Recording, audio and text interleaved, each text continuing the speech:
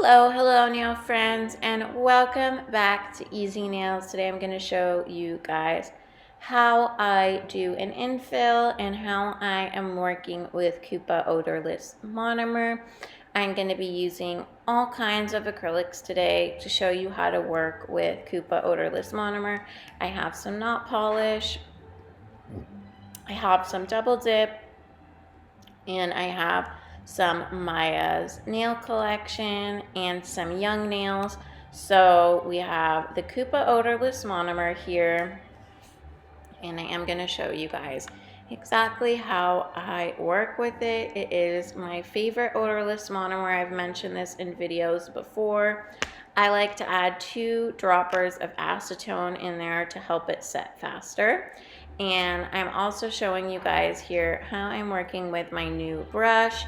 This is a size 20 Kolinsky flex brush, probably the best brush I have ever worked with.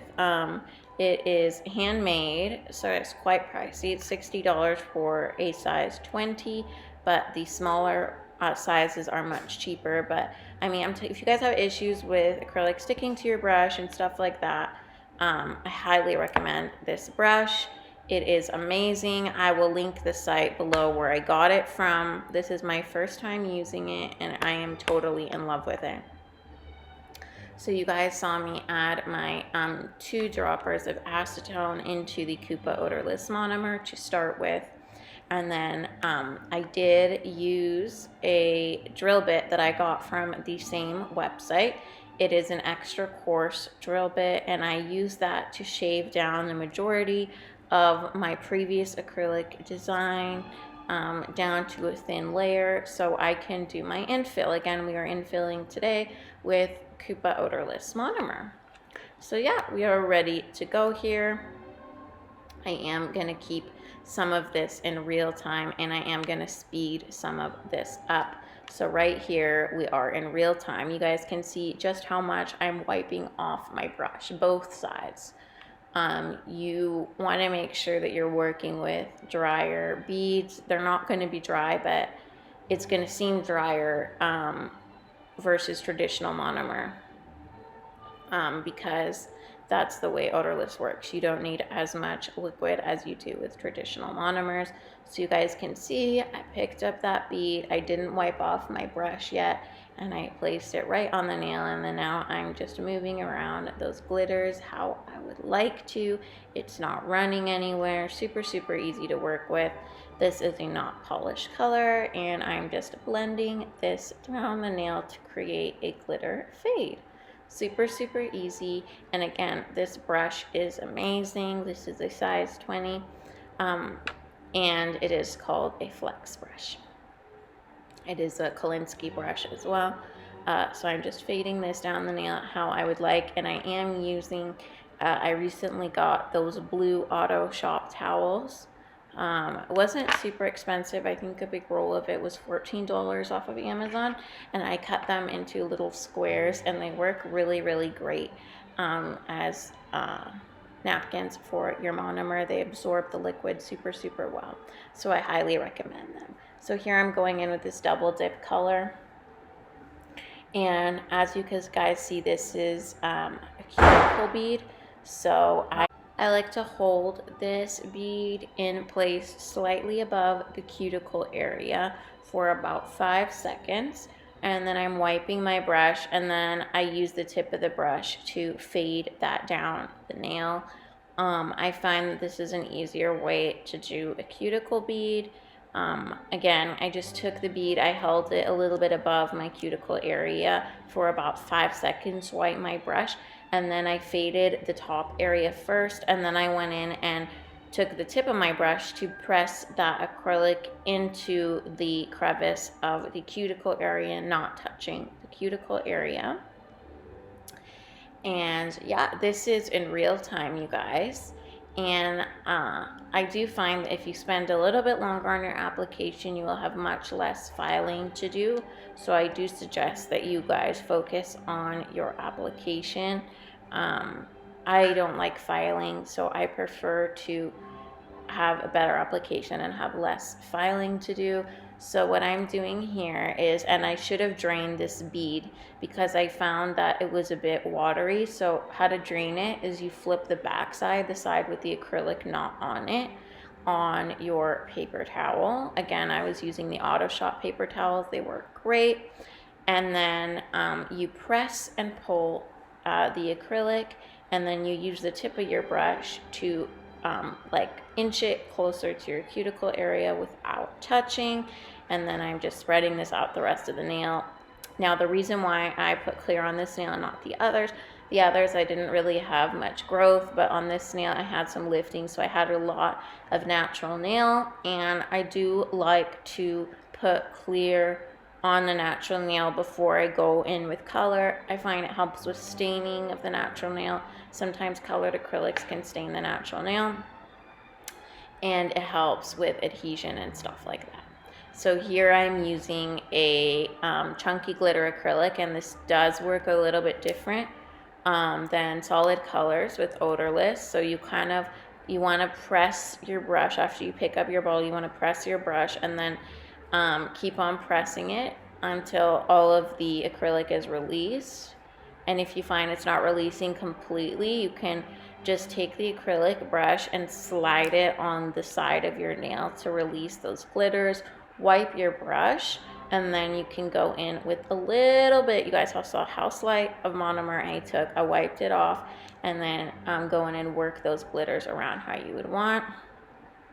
Again, this is all in real-time application using Kupa odorless monomer. We are using it with glitters, chunky glitters, solid colors. So it all works a little bit differently, but once you get a hang of it, it's super, super easy to do, and there is no smell of monomer at all, which is amazing. And you guys can see the pinky did run a little bit. So you do not want any product to touch your skin as little as possible, because you can get allergies formed from that. So you want to try to work as clean as you can without touching your skin as little as possible. So you want to try not to get it to touch your skin. Sometimes there are accidents, but try not to.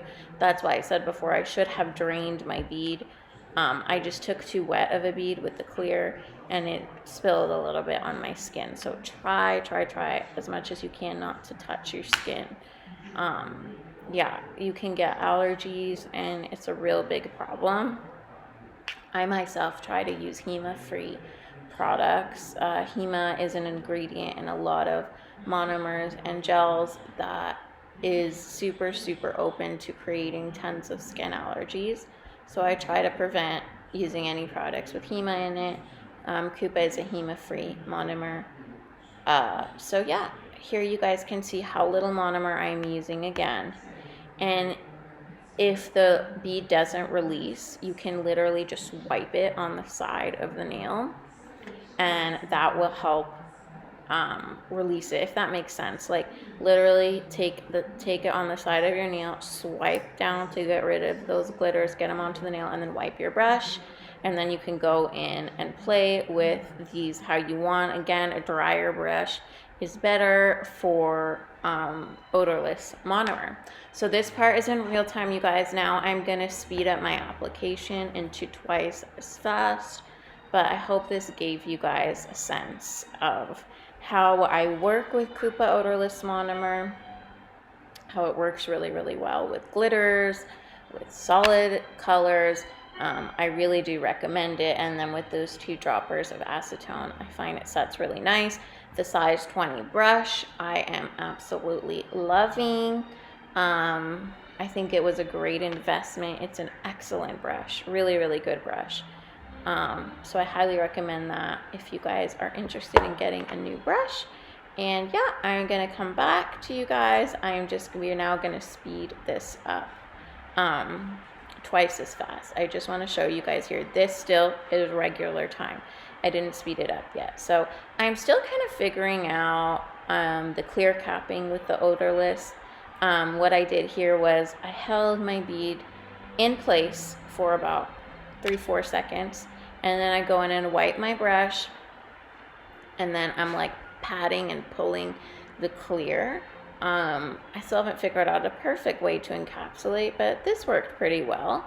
Again, it's just something that you guys will get used to. I find that it's really not that difficult. And again, the advantages of the monomer smell are huge. So now I am going to go in and speed this up, and I will be right back.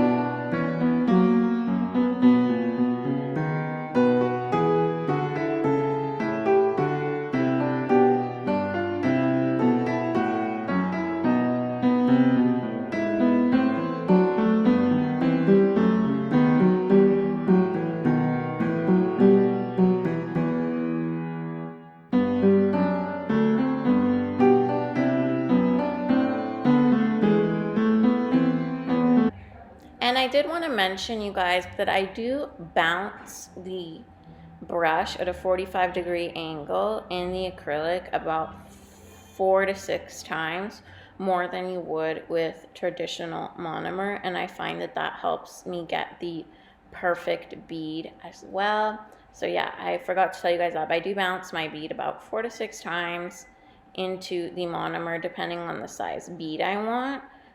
And I find that that helps a lot with the consistency. But yeah, I am just clear capping all of the nails here, and I do have a video up on how I decorate these nails. I do candy cane chrome nail art, so if you guys are interested in that, I will link it in the cards. And yeah, I hope you guys enjoyed this video. I hope it helped you with your application, and I hope you guys enjoyed seeing the new size 20 acrylic brush. Let me know what you guys think. Make sure you are subscribed to my channel. I do have a giveaway going on, so be subscribed to hear about all updates for that.